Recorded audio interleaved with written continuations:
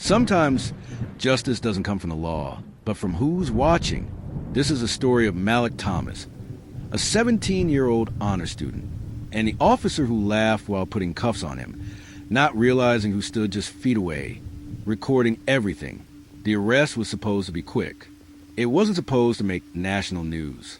It wasn't supposed to end careers. But what happened next shocked a nation and shook a department. Part 1, just another morning. It was Monday morning in a quiet town outside Atlanta, Georgia. Malik Thomas had just finished basketball practice before school. He was running late. No car, no ride, just his gym bag and a hoodie pulled over his head. He stopped at the corner store for a bottle of water and a snack. The clerk knew him, Mr. Harris, a retired math teacher who ran the shop like a second classroom. "Stay focused, Malik," Mr. Harris would always say. "Scholarship season's around the corner." Malik smiled, waved, and jogged toward the bus stop. But he never made it. Part 2, the patrol car. Officer Daniel Grayson had been with the local department for over a decade. To some, he was just old school. To others, he had a reputation. That morning, Grayson pulled up to the store, responding to a vague call about a suspicious person wearing a hoodie hanging near the sidewalk. That's all it took. Malik was already crossing the street when he heard the sharp H-E-Y. He turned, confused, cautious, gym bag still swinging from his shoulder. Grayson stepped out, hand on his holster. "Where you headed, son?" Malik answered honestly. "School. I missed the first bus." Grayson smirked. "You always this nervous? What's in the bag?" "Basketball shoes. Homework. That's all." But Grayson didn't believe him. He asked Malik to place the bag on the ground, then turn around, then drop to his knees. Malik hesitated. That's when it happened. Grayson grabbed him by the wrist, twisted him around, and shoved him against the hood of the car. Malik cried out, "I didn't do anything." Grayson laughed. Part 3, laughter in the wrong moment. A bystander caught it all on their phone. The laugh, the unnecessary force, the proud smirk on Grayson's face. Like this was sport, not policing. Grayson muttered loud enough to be heard, "You kids think you're untouchable. You're lucky I didn't throw you to the ground." Malik's face was pressed against the car. His backpack was now open on the pavement. Just books, water, and a pair of worn-out Jordans. Grayson chuckled again. "You're all the same." And that's when someone cleared their throat nearby. Part 4, the man in the suit. Out of a nearby SUV stepped a man in a tailored suit. Tall, calm, brown skin, sharp eyes. He held up a badge. Federal, DOJ, Civil Rights Division.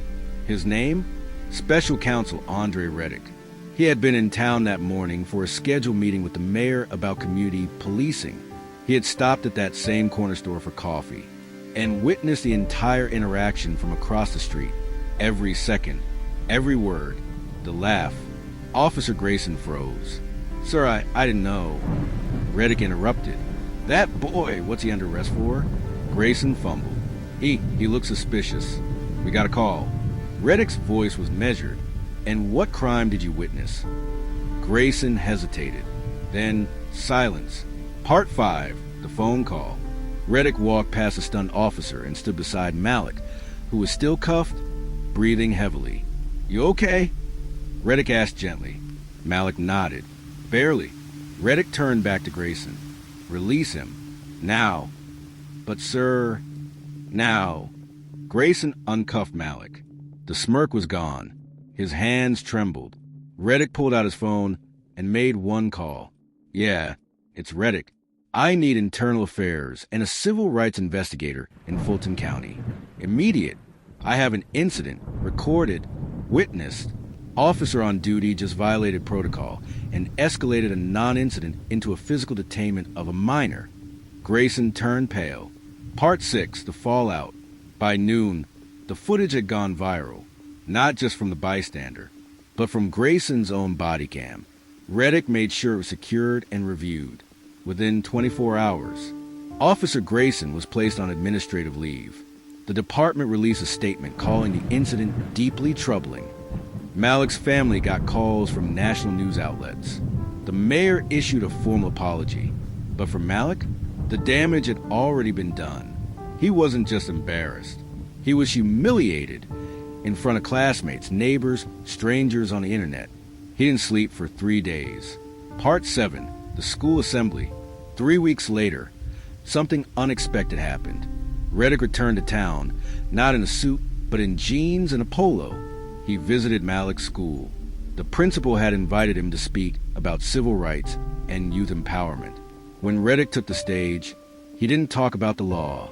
He talked about fear, about how easy it is to assume guilt based on appearance, how laughter can sometimes be more damaging than violence, and how Malik had shown restraint in a situation where many wouldn't have. Then he asked Malik to stand. The crowd clapped. Some students cried. But Reddick wasn't finished. Part 8, the announcement. As of today, he said, the Department of Justice is launching a pilot mentorship program in 6 schools across Georgia. Malik Thomas will be the first student ambassador. Gasps filled the gym. Malik, confused, looked at his mother in the crowd, who was already crying. Reddick smiled. I saw something that day. Not just injustice, but dignity, patience, strength. That's leadership.